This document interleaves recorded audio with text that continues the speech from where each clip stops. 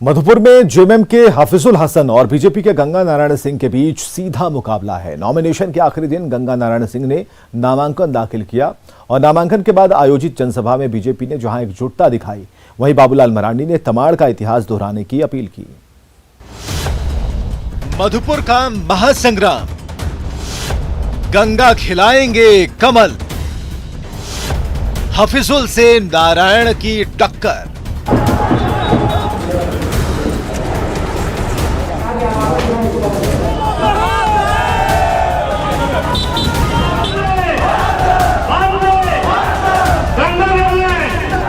मधुपुर के महासंग्राम की बिसात बिछ चुकी है।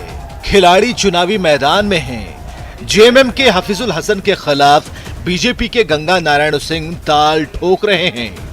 मुकाबला बड़ा है क्योंकि विधायक से पहले ही हाफिजुल को मंत्री बनाकर जेएमएम ने बड़ा दांव खेला है।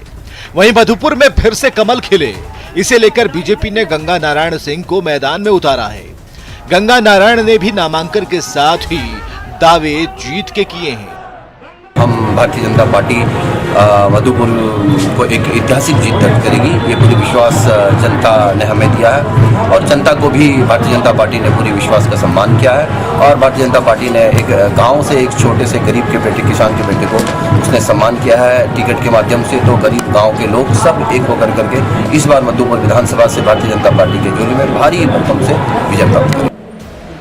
नॉमिनेशन के आखिरी दिन गंगा नारायण सिंह द्वारा 4 सीटों में पर्चा भरने के बाद बीजेपी ने एकजुटता दिखाने की कोशिश की। रामलीला मैदान में आयोजित जनसभा में झारखंड बीजेपी के कई बड़े नेता मौजूद रहे। निशिकांत दुबे ने तो न सिर्फ गंगा नारायण की जीत का दावा किया, बल्कि ये कहा कि गंगा की जीत के बाद 10 मई तक बाबूलाल मरांडी को मुख्यमंत्री बनाने का दावा कर दिया। 2 तारीख के बाद यदि गंगा नारायण को आपने विधायक बना दिया तो 10 मई तक मैं बाबूलाल मरांडी जी को मुख्यमंत्री बना दूंगा। जनसभा में बीजेपी नेताओं ने हेमंत सरकार पर जमकर निशाना साधा। दीपक प्रकाश ने कहा कि मधुपुर में लड़ाई लोकतंत्र और राजतंत्र के बीच की है, विकास विरोधी के खिलाफ है। वहीं बाबूलाल मरांडी ने कहा कि मधुपुर में तमाड़ का इतिहास दोहराया जाएगा। जिस प्रकार से शिबू सोरेन जी को तमाड़ की जनता ने मुख्यमंत्री रहते उनको वहां से भगा दिया था, उसी प्रकार से इस मधुपुर के विधानसभा के चुनाव में 17 तारीख को इतनी वोट डालना कि 2 तारीख को मंत्री को त्याग पत्र देना पड़े, और यही कहने के लिए ये चुनाव तुष्टीकरण के खिलाफ लड़ाई का संघर्ष का बिगुल फूकने वाला ये चुनाव लोकतंत्र बनाम राजतंत्र के संदर्भ में चुनाव लड़ा जाएगा। ये विकास के प्रतीक के रूप में भारतीय जनता पार्टी और विनाश के प्रतीक झारखंड मुक्ति मोर्चा के खिलाफ।